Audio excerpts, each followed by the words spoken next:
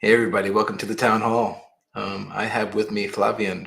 I'm going to try to make my best French accent from the Blockchain Alliance. Am I saying that right? Yeah.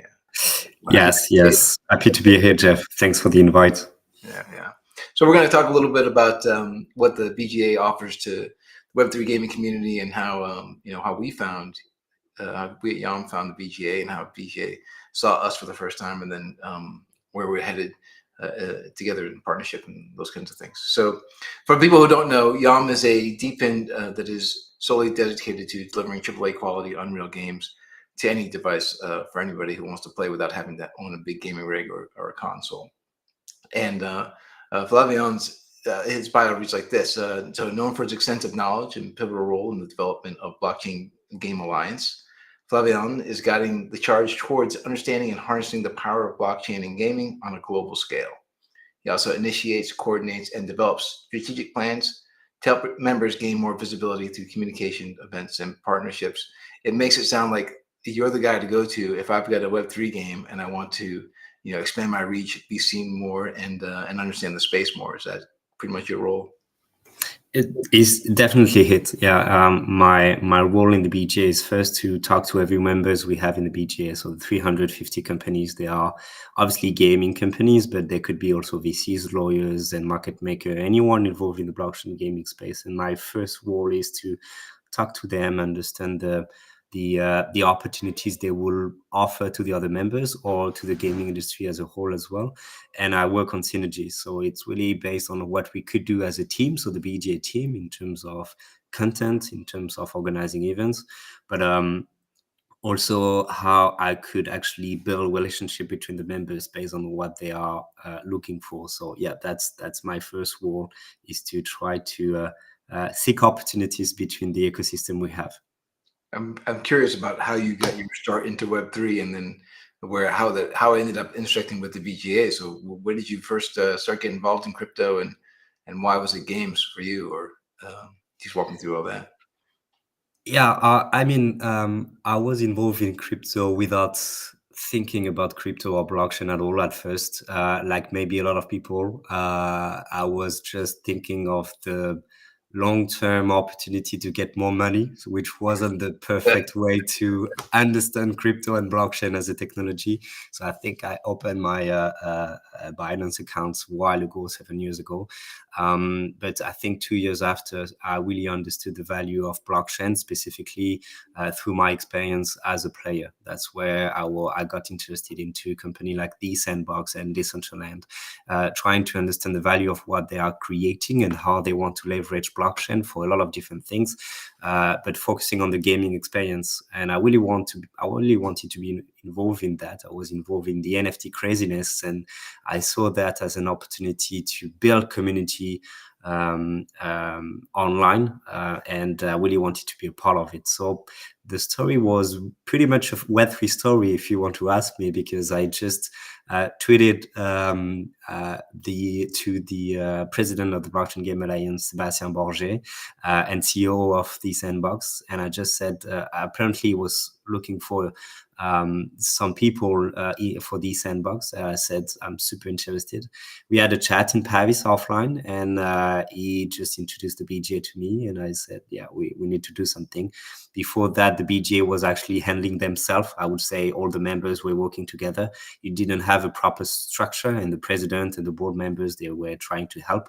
But as we grew so much, especially when Facebook decided to rebrand for Meta, there was a need to be a little bit more professional. So that's when I came in and tried to build the first structure and the backbones of the BGA and build a team and everything. So yeah, Was your background in putting in structures into studios or companies before? I love that. I love these kind of challenge. It always has been a challenge and an opportunity for me to actually build something from scratch, but specifically in digital marketing. I was involved in digital marketing my whole life, and I was part of teams like Bosch, big brands like Bosch and Kia Motors, with the objective to build a new structure. They didn't know anything about digital marketing and how they could actually work with other verticals in the company, and I was the one to say, okay, let's put in place some structure, and let's work all together. So I love that. I always love this kind of challenge, and it was a perfect challenge for me for the BG. But then you were also always a gamer, so you had your head just as a fan inside the gaming space. Is that right? Exactly. That was my first understanding of the technology. From that, I tried to understand a little bit better, not just as a player, but I'm a big gamer, always have been, still is. So What I are you playing? really What are you wanted. playing these days?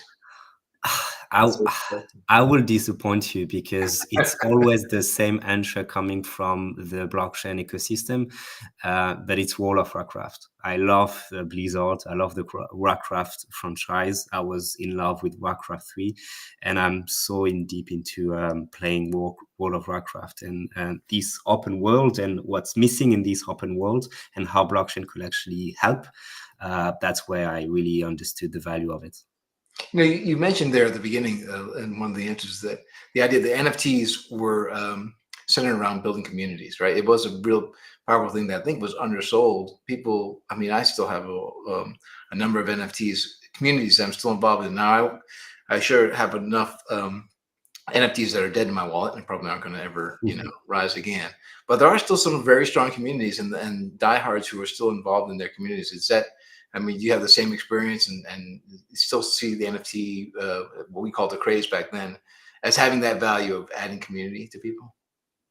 I agree. Like obviously, we passed this age of craziness of NFTs for sure, but I'm still involved in a lot of different communities, NFT communities. I was lucky enough to join the Bored Ape Yacht Club community, not with a Bored Ape, but with a mutant ape, Right. at the very, very beginning of the project, because I really believed, I love the art first, but I really believe in the community and what you have behind. And my first experience, our first thought that having an NFT bring you opportunity online to meet with people and build businesses and everything. But I had the opportunity to go to New York for NFT NYC. It was the first attempt for communities, Web3 communities, NFT communities, to do something offline based on the capacity of some holders to have and to hold their NFTs. And I was fortunate enough to go to Eggfest and other event like that in New York, and that's where I just something clicked in my mind, saying that it's just not a matter of announcing your capability to meet people online and to feel like you're part of it, but also announcing your ability to do something and leave something live, something online as well. And I really wanted to be a part of it. I missed Ape Fest in Lisbon 2 weeks ago because I was in a gaming convention, but yeah, it was hard for me, but I still believe in it for sure. So you must have some insights then into the Web3 gaming space and where you think it's going, what the BGA's role in helping to craft that. I've heard oftentimes people say, well, the term Web3 gaming will go away and Yeah. it'll just be gaming, and you just happen to. And I think Off the Grid has done a pretty good job of like trying to Mhm. find that space. But is that also what you is that the what you subscribe to as well? That the term goes away and we just talk about gaming? I agree, especially in the mind of a player. It doesn't make any sense to say I'm going to play a blockchain game or a Web3 game. It shouldn't matter for sure. So we should have these branding disappear. Although I think it's important to say blockchain gaming when we talk to professionals, because for the purpose of making them understand the value of the technology and how they could use it. So it's always good to talk about blockchain and gaming, Web3 gaming as well, but with your conversation with game companies, game publishers. But for your question and off the grid example, definitely agree with that. We are in an age of maturity, I would say, as compared with 2 and 3 years ago, when the only word we saw was play to earn.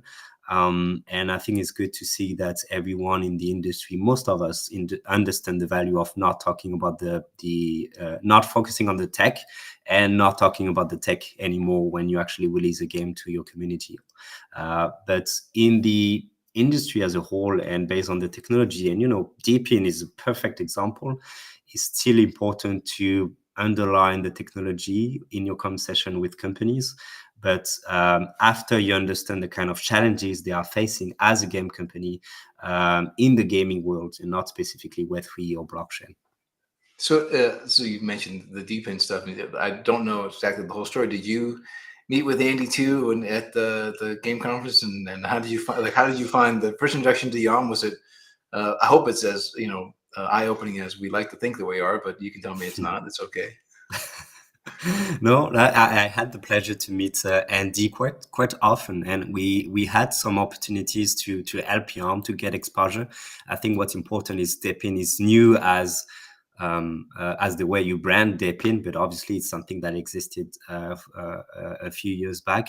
So the idea of the collaboration between YOM and the BGA is to make sure that on our side we leverage your tech and we give visibility, but also credibility to the tech you're pushing. So the thing we did, I know that Andy capitalized on the fact that we organized quite some activities during on Valencia, as an example. So try to having me in the conversation and specifically at Gamescom. Like we had the chance to have Andy at the booth we have at Gamescom. We had a booth at the B2B section of Gamescom with the purpose of having our members and just letting explain what they're doing in terms of infrastructure they're building or games they're building in the Web3 space. And we had the pleasure to have Andy. So it's not just that, but I would say we need to focus on the education part of what you're doing on your side, because there is a need for education. And based on your partners you have already, and based on your expertise, we definitely try to find other ways to give visibility to what you do. So already have some ideas on my side I will share with you quite soon. Yeah. So we and I don't know that you've seen our latest milestone, but we now have a node running. It runs in Amsterdam with a test game, and we talked about it a lot online already. But I've played that game from here in the States across the Atlantic Ocean with low enough latency that the game is playable, and not just from the website of the company who built the game, but also inside of a Telegram channel.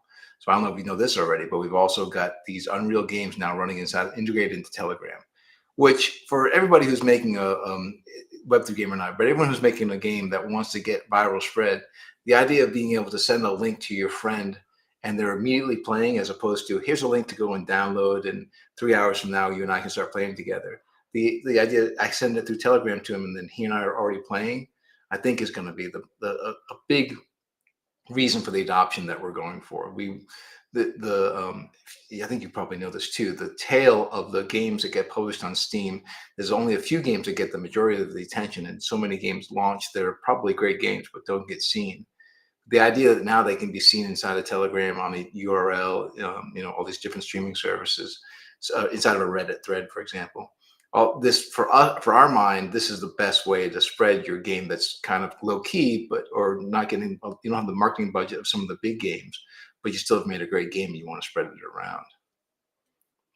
There in the gaming world, you see a lot of challenges in terms of distribution and discoverability in the gaming world as a whole, and I definitely agree with you on that. So you need to seek any kind of opportunity in terms of new distribution channels, and Telegram is one of them. I didn't know about that, and that's a pity, because we actually released an article about Telegram games just to have an honest opinion about what it is. Are we just talking about good KPIs, or we are seeing a lot of opportunities for any game companies to leverage the Ton ecosystem, but also the Telegram infrastructure? So we involved a lot of members into the conversation, giving a lot of visibility for the kind of threats, but also opportunities. So I would love to include you as well in the conversation, because I didn't know about that. It makes a lot of sense to have you as well. And it's really as simple as, again, it's the same game that you would have deployed on a URL. It's not really very much. You don't have to change the game around. Our SDK does the conversion of the controls into a mobile, so you can play on your phone, that kind of thing. So we put that into our SDK, so developers don't have to take that step either. So whatever you built for the PC and the keyboard, we have already set up for you just map the controls to the controls we've made for mobile. So we've tried to make it as easy as possible. And yeah, it'd be great to be included in those conversations. Again, I think right now the limit for us is Unreal games because we haven't built the Unity SDK yet. But there's still so many. Unreal's such a great engine that there's so many projects out there already using it. And I know there's probably plenty in the space that you guys are that the BGA is already talking to. Yeah, we didn't make the split between who is using Unity and Unreal. I think we see a lot of mobile games Mm. focusing on Unity rather than Unreal, but we do see a lot of games on Unreal as well. We do have some game engines as well. We actually just try to help some game developers because based on what the announcements made by Unity in terms of the prices you need to pay as a game developer if you want to develop on Unity. It's also a challenge for some people. Yep. We don't have a split, but it's definitely something we see. But Unity is actually quite strong in the BGA if I have to compare with Yeah. Unreal.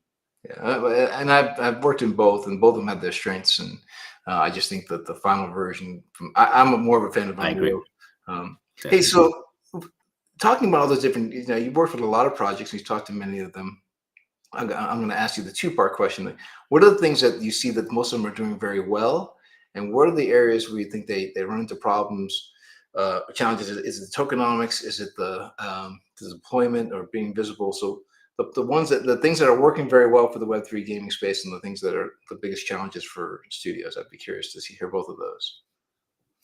Yeah, I think the narrative of blockchain gaming, first, as I was saying, was pretty much into play to earn and how everyone in the ecosystem could actually lead into that in terms of what they could develop. We passed this area, although you see that the other conversation we're seeing is obviously, should we release NFTs? Should we release a token? Which is definitely a good strategy because you want to leverage any kind of incentivizations for your community as well. But it comes a lot of challenges, compliance, legal challenges. So it's not easy. But we saw an influx of game companies who definitely wanted to leverage that because it was a trend, especially at the beginning of this year for token releases and promises for token releases on social activities, just to pump the kind of number in your community for the bad reason, in my opinion. But I think it's getting better and better. I think we try to pass that kind of conversation, although releasing an NFT make a lot of sense for specific games. Releasing a token also makes sense as well. But I think not everyone was actually understanding the big challenges behind those two things. And does it make sense for my game? That wasn't the question everyone was actually asking themselves. So on our side, I think mainly, and it's based on what we just did 2 weeks ago, one week ago last week, when we love to talk to blockchain gaming ecosystem, obviously. So the blockchain ecosystem specifically, and understand the tech. That's why we go to Token 2049 Dubai and everything. But our main target is to talk to the gaming industry. Let's call them the Web2 if we have to, a traditional gaming industry. And as an example, we went to Expo Eva Buenos Aires last week, very Web2 gaming convention. We saw the opportunity to talk to a crowd with some affinities into the blockchain and crypto world, like Argentina, Brazil as well. You see a lot of affinities into crypto as a whole. So we really wanted to see if there is an interest from game company to understand a little bit more how they could tap into Web3 blockchain.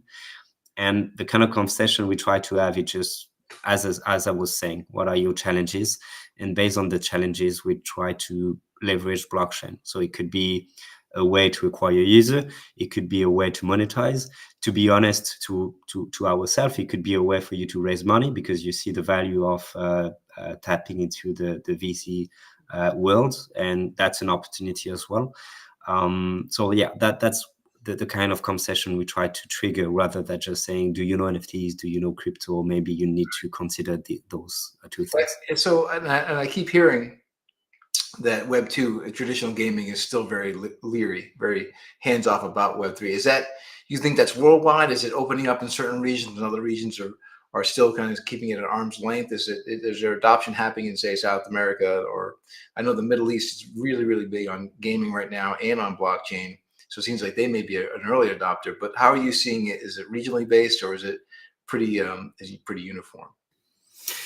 I think it is uniform, but you see some differences between the different regions. I would say we had a booth at GDC San Francisco for 3 years right now. So we put ourselves into the traditional market for quite some time, and we see an evolution in terms of the level of curiosity for game professionals, and their ability, their willingness to learn more about blockchain. We see that definitely.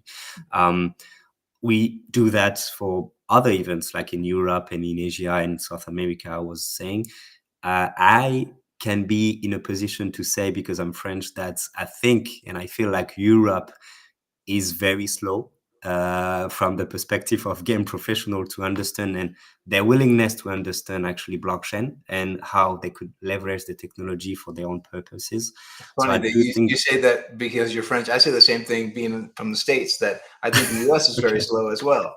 But I think I would say Europe is a little bit slower in terms of the kind of concession you could trigger with the gaming professionals. A little bit lower, I would say. and I would say for Based the US, it's not because of the studios. I think in my mind, a large portion of it is because the regulations that we have here are so unclear that people just studios are rightly nervous, right? And that might be the opposite with Europe. I do think that you have a lot of blockchain companies pushing Europe in terms of having some clarity for the regulation and legislation. We're seeing that a lot of initiative, which is super good. We don't see a lot of gaming professionals understanding the value of it and just saying that, the misconception you could see in the market, like this is a fad, this is black market and everything. So it's harder for us to have a conversation, a little bit harder, I would say. It's not so much, but it's a little bit harder to have a proper conversation with the gaming professionals in Europe rather than in the US. Although we see some clarity in terms of the legal compliance in Europe, but it is different from the US, I would say. I agree. Yeah. All right. So what do you think? And what do you think the big trends are going to be then in the Web3 gaming space? And again, it's a big trend to just do the Web3 portions invisibly, so that Exactly. it feels like a game. That's the way to go. If I'm designing a game right now for and I'm going to use blockchain, is it best for me to keep the blockchain portions as quiet as possible, except for you saying talking to other industry people? I agree. I think we also tend to hide ourselves as an ecosystem because everyone was saying it's not easy to onboard players into Web3 blockchain. Like you cannot do that easily. You have to do that and that. So many processes, which were so true. I don't think we can let everyone say that now. I think for 2025 or 2024, we saw so many improvements in terms of the tech and the infrastructure to leverage blockchain without talking about it to players, but still having a very easy to use tool for game developers in order to integrate some blockchain mechanics. So I think it's not an excuse anymore for anyone, which is good. We can onboard users and players easily into Web3, but definitely agree with you in terms of players. The conversation shouldn't be into blockchain; it should be into the games and the fun aspect of the game. But having a clear vision about the way you want them to be introduced with blockchain mechanics. So the ownership aspect, the competitiveness aspect of it, like FPS, we're talking about off the grid, how blockchain could actually empower you as a player who want to be the best without being part of a guild, of being a part of a specific esport team. So there are many things to do, and I think it's just a matter of how you hide these technology to your players, but without capitalizing on the tech anyway. And the other thing that I don't know that so that if they're independent or traditional game studios who are thinking about getting into the Web3 space, but they don't really want to add the complexity of having blockchain technology built into their game, that what they should realize, and I think the BGA also has inroads into these as well, is there are studio or companies who do the support layer for these independent studios, right? They can do the wallet integration from the outside, or the player account management from the outside. So they don't have to, they can concentrate on making a really great game and subcontract those pieces that are Web3 enabled to partner projects. There are studio or excuse me, there are companies involved in the BGA who handle those things as well. Definitely, like one example will be Ultra.io, who has this vision from day one. It was maybe 5 or 6 years ago. Actually, it was more than that because they were part of the creation of the BGA in 2018. So they had the vision of subtracting any kind of difficulties for game companies to use blockchain, but without thinking about it as a game developer or as a game company. So we definitely have some members who are doing that, and it's kind of the conversation we try to have with any game company, like understanding the value of blockchain, but see that you don't have to deal with blockchain yourself. Right. I had mapped out for one of the studios I worked at when we started to look at what the Web3, getting involved in the Web3 space.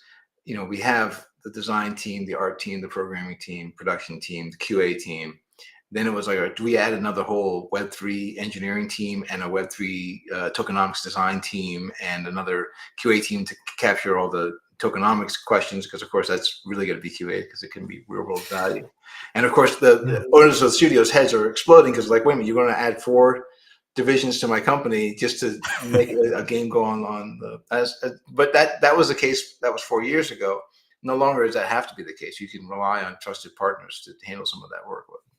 Also, I do see the value of having some Web3 representative in within game publishers, as an example. Like they are deploying a lot of different games. They want to tap into Web3, but they want to see and test the ecosystem as well, because we are at the beginning of blockchain gaming. We don't have to lie to ourselves, though we do see a lot of game publishers, let's call them traditional game publishers like Tap Nation and the others, who have some Web3 representative because they want to leverage the kind of games they already have or they will have, and they want to build specific connection with different chains, different infrastructure, and they want to test things as well. So I do see the value of it. Maybe some tokenomics expert as well, because when you have a game publisher, when you are a game publisher, you see also the opportunity of having blockchain because you want to create one ecosystem with every IPs you already have, so your players easily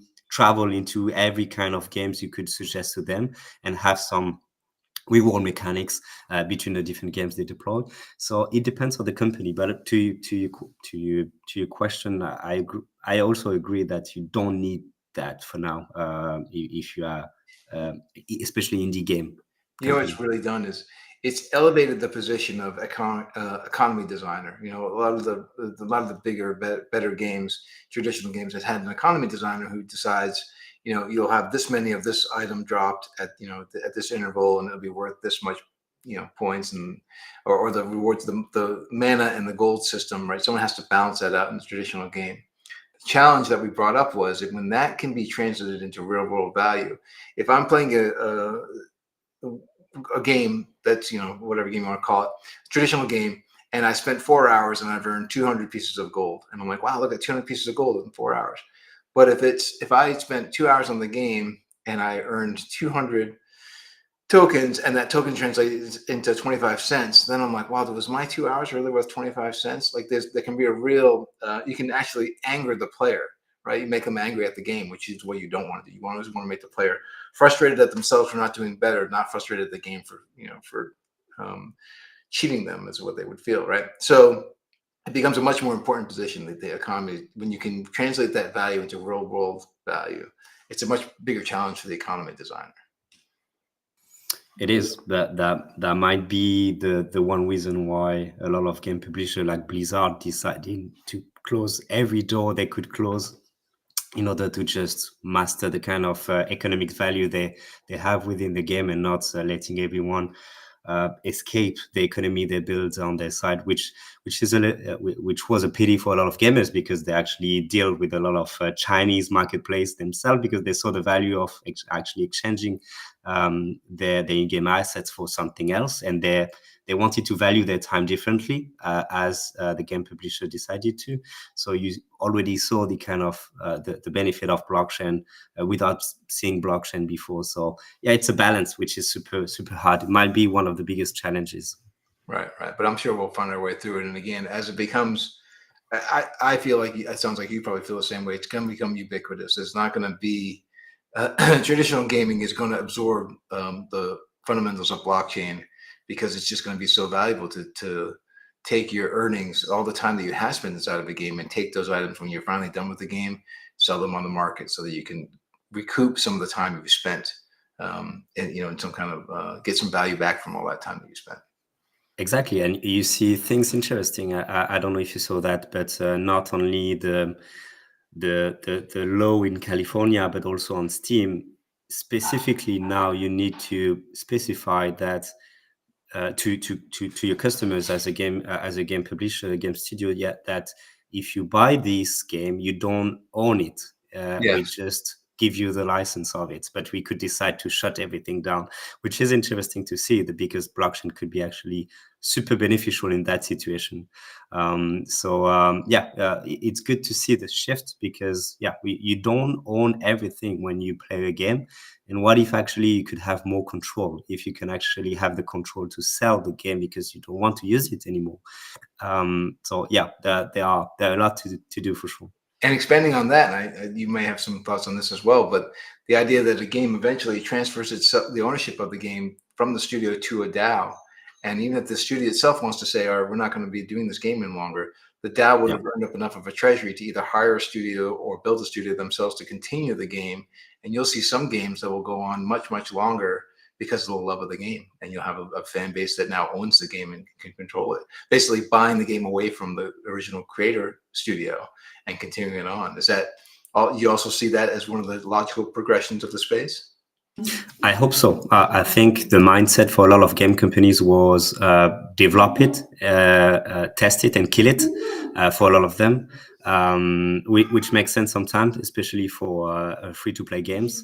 But is it something that you as a player you want to see because you dedicate a lot of time to these games specifically? Do you want to see more sustainability into the game you love? I think so. So it's something I hope.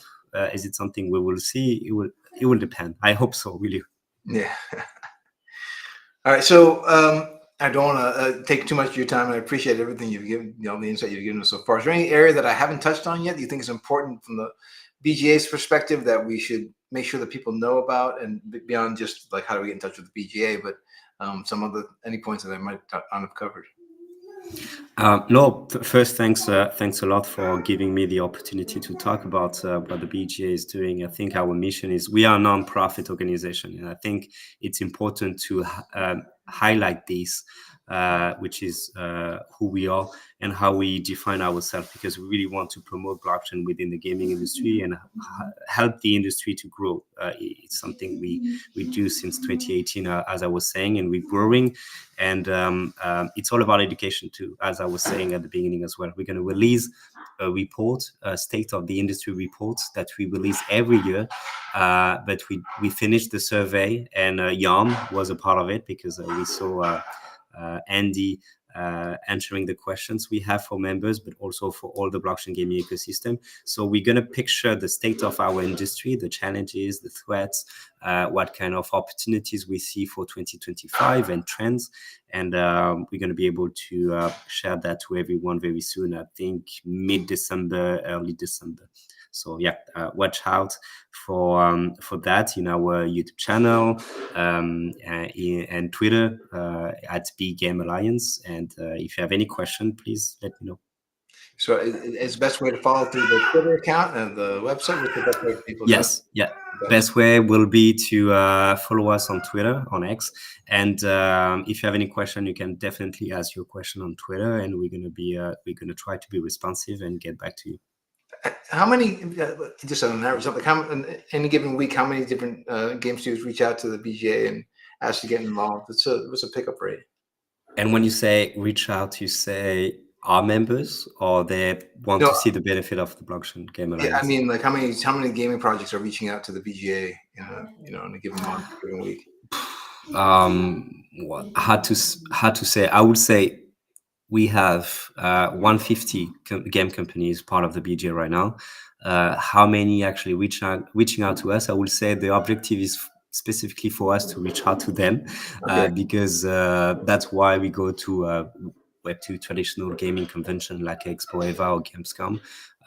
So we're still in a situation where we need to reach out to the ecosystem rather than having the game companies reaching out to us. It's mainly work with word of mouth. I would say we exist because of our, thanks to our members who actually talk about the BGA and how we help them. Well, I can't speak highly enough of the BGA. They've been super helpful to us. It's been great for us to be able to, we're inside all the Telegram groups, and we get to talk with the studios. Every time someone does an announcement, I get to see their games or the teasers or whichever, right out of those channels as fast as possible. And we've reached out to a number of them as well. And I thank you guys so much for what you do, and I'm so glad that we're a part of it too. I think that what we're talking about with our cloud gaming solution is going to be really powerful for a lot of the games who are in that space, and for the industry in general. But I think ultimately it really comes down to us all working together to make those inroads to the traditional space, because there's so much talent, in the traditional space that they just have to become aware of what's available in the blockchain space and what that adds to their to the experiences they're already building. Thank you, Jeff. And on my side, I'm super proud to have YOM as a member as well, because I think when you see how big is becoming cloud gaming, like it was maybe 10 years ago, I don't remember, that we introduced the concept of cloud gaming, although you do see a lot of things happening in the ecosystem. So I think it's a good time to actually make sure that we could play a role and just give the mic to companies like you and YOM to explain how DPIN actually could value clouding services for game companies using decentralized infrastructure. So really value you as a member and really want to capitalize on your expertise to share the gospel of it, I would say. Very good. All right, thanks so much for joining us. Thanks everybody for listening in. We'll do this again next week. We'll have our next guest and continue talking in our town halls. Thanks, Flavien. Flavien. Let's try as best I can. Thank you, Jeff.